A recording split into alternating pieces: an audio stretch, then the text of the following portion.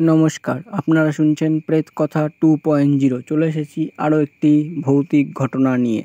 তো চলুন ঘটনাটা শুরু করা যাক। আশা করছি ঘটনাটা আপনাদের খুব ভালো লাগবে। ঘটনাটা স্কিপ না করে শেষ অবধি শুনবেন। আশা করছি ঘটনাটা আপনাদের খুবই ভালো লাগবে। চলুন তো ঘটনাটা শুরু করা যাক। ঘটনাটার নাম অভিশপ্ত বনপথ। বছরখানেক আগে শান্তিনিকেতনের কাছে একটা ছোট্ট গ্রামে গিয়েছিল অরিন্দম।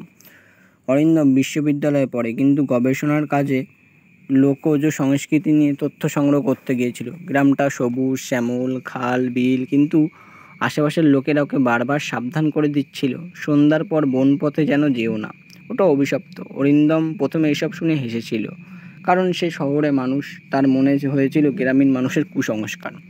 কিন্তু একদিন সন্ধেবেলায় হঠাৎ নোটবুক হারিয়ে গেল। মনে পড়ল বিকেলে সে বটগাছের নিচে বসে লিখছিল, তাই নোটবুক আনতে বনপথে বেরিয়ে গেল। চাঁদ ওঠেনি তখনও, হালকা আধার আর ঝিঝির ডাক চারিদিক কাঁপিয়ে তুলছিল। হাঁটতে হাঁটতে হঠাৎই শুনল পিছনে কারো পায়ের শব্দ, টাপ টাপ টাপ। অরিন্দম ঘুরে তাকাতেই পথ ফাঁকা। বুক ধুপধুর করতে লাগলো অরিন্দমের। সে মনে মনে ভাবতে লাগলো, তবে কি গ্রামের লোকগুলোই ঠিক বলেছে? সব কিছু বাদ দিয়ে সে আবারও হাঁটা শুরু করলো। সেই একই শব্দ আবার তার পিছু নিল। এবার কপালে ঘাম জমলো। হঠাৎই ঠান্ডা হাওয়া এসে শরীরটা শিউরে দিল। তখনই দেখলো সামনের বটগাছের ঝুলন্ত ডাল থেকে একটা ছায়া নেমে এলো। লম্বা চুল, সাদা শাড়ি, চোখ দুটো আগুনের মতো লাল। অরিন্দম ভয়ে জমে গেল। নারীটি ধীরে ধীরে কাছে আসছিল, তার ঠোঁটে এক অদ্ভুত হাসি।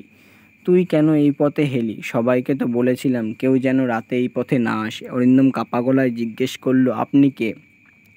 নারীটা আর কিছু বলল না। হঠাৎ ভয়ঙ্কর চিৎকার করে অদৃশ্য হয়ে গেল। চারিদিক কেবল হাহাকার আর ঠান্ডা কুয়াশায় ঢেকে গেল। কি করে যেন অরিন্দম জ্ঞান হারালো। পরদিন সকালে গ্রামবাসী তাকে বনপথের ধারে অচেতন অবস্থায় খুঁজে পায়। তার হাতে পায়ে নখের আঁচড়ের দাগ, কামড়ের দাগ, গায়ে অদ্ভুত ধরনের কালো ছোপ। লোকেরা জানালো বহু বছর আগে সেই বনপথে এক নববধূকে হত্যা করা হয়েছিল। তারপর থেকেই রাতে তার আত্মা পথিকের সামনে আসে। অরিন্দম আর কখনো সেই গ্রামে ফেরেনি, কিন্তু আজও মাঝরাতে যারা ওই পথ দিয়ে যায় তারা নাকি এক সাদা শাড়ি পরা নারীকে বটগাছের নিচে দেখতে পায়। অরিন্দম গ্রাম ছেড়ে শহরে ফিরে এসেছিল, কিন্তু বনপথের সেই অভিজ্ঞতা যেন তাকে তাড়িয়ে বেড়াচ্ছিল। মাঝে মধ্যেই দুঃস্বপ্ন দেখত। সাদা শাড়ি পরা নারীটা তার দিকে এগিয়ে আসছে, আর চারপাশে শোনা যাচ্ছে শিউরে ওঠা কান্নার শব্দ। কয়েক মাস পর গবেষণার কাজে তাকে আবার সেই দিকেই যেতে হয়। এবার সেই প্রতিজ্ঞা করেছিল বনপথের রহস্য উন্মোচন করবেই। গ্রামে পৌঁছে লোকেদের জিজ্ঞেস করলো সেই মহিলার ইতিহাস। এক বৃদ্ধ জানালেন, বছর 20 আগে নববধূ লাবণ্যকে তার স্বামী আর শ্বশুরবাড়ির লোকেরা সন্দেহ করে মেরে ফেলে। তাকে ওই বনপথেই বটগাছের ফাঁসিতে ঝুলিয়ে দেওয়া হয়েছিল। তারপর থেকেই সেই অশান্ত আত্মা হয়ে পথ রক্ষা করেছে। অরিন্দম এবার প্রস্তুতি নিয়ে রাতেই বনপথে গেল। সঙ্গে নিল টেপ রেকর্ডার আর ক্যামেরা। মধ্যরাত পেরোতেই হঠাৎ হাওয়া থমকে গেল। গাছের পাতারাও যেন নড়ছে না। হঠাৎই এক শীতল শ্বাসের শব্দ কানে এলো। চারিদিক ঘন কুয়াশায় ঢেকে গেল। ঠিক তখনই ক্যামেরার ফ্ল্যাশে ফুটে উঠল লাবণ্য। সাদা শাড়ি, লাল চোখ, ছিন্ন ভিন্ন চুল, কিন্তু এবার তার আগের মতো ভয়ঙ্কর রাগ নয়, বরং এক ধরনের ব্যথা।